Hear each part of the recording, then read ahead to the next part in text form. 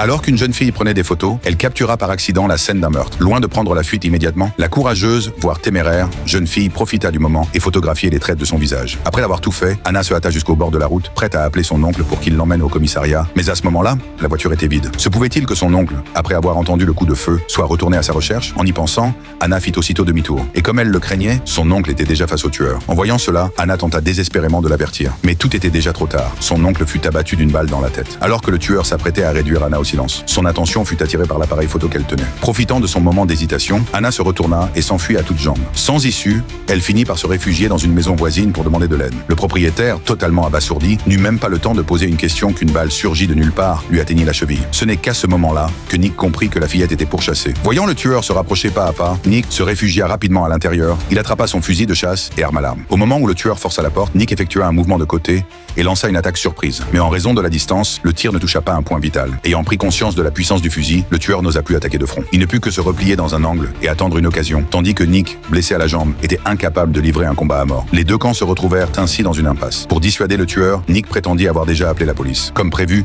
le tueur devint immédiatement nerveux et se mit à fouiller toute la maison à la recherche du téléphone. Mais après vérification, il découvrit que la ligne n'était même pas connectée.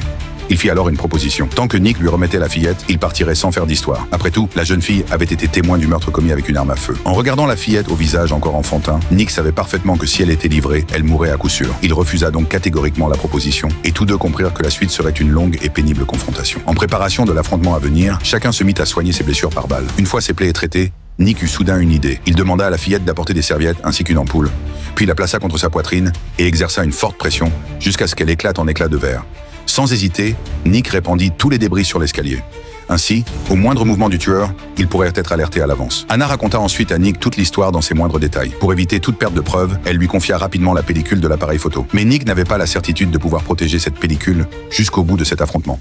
Il décida donc de la sceller soigneusement et demanda à Anna de la cacher dans le réservoir des toilettes. Pendant ce temps, le tueur ramassa une lettre de confession. Il apprit ainsi que Nick avait autrefois eu une famille heureuse. Mais parce qu'il avait installé des fils de fer sur sa ferme, son fils trébucha accidentellement en jouant, se cogna la tête contre une pierre et mourut tragiquement. Sa femme, incapable de supporter ce choc, le quitta peu après. Rongé par la culpabilité, Nick considérait la mort de son fils comme entièrement de sa faute. Déprimé, il perdit tout espoir dans la vie, noyant son chagrin dans l'alcool. Le tueur lisait la lettre tout en provoquant Nick, se moquant de lui en le traitant de lâche, incapable de protéger sa famille, affirmant qu'il ferait mieux de mourir. Voyant son état, Anna le consola aussitôt et déclara que, si Nick ne s'y opposait pas, elle le considérerait désormais comme son véritable père. Touché par ces paroles, Nick renforça sa détermination à affronter le tueur. Il se mit à son tour à le railler, affirmant que sa blessure était trop grave et qu'il ne tarderait pas à mourir d'hémorragie et qu'il ferait mieux d'aller chercher un cercueil pour s'y allonger. Fou de rage, le tueur n'osa pourtant pas attaquer. C'est alors que la lumière au-dessus de leur tête se mit à clignoter. Nick se souvint soudain que le générateur du sous-sol manquait de carburant depuis longtemps et allait bientôt s'arrêter. La nuit tombait et une fois le carburant épuisé,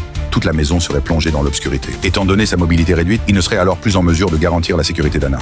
Il lui demanda donc de s'enfuir par la fenêtre et de courir jusqu'au commissariat le plus proche pour demander de l'aide. Mais par un concours de circonstances, une voiture de patrouille arriva justement sur place. Le tueur découvrit avec effroi qu'un véhicule de police se trouvait devant la maison, sans qu'il sache depuis quand. Pourtant, il ne paniqua pas.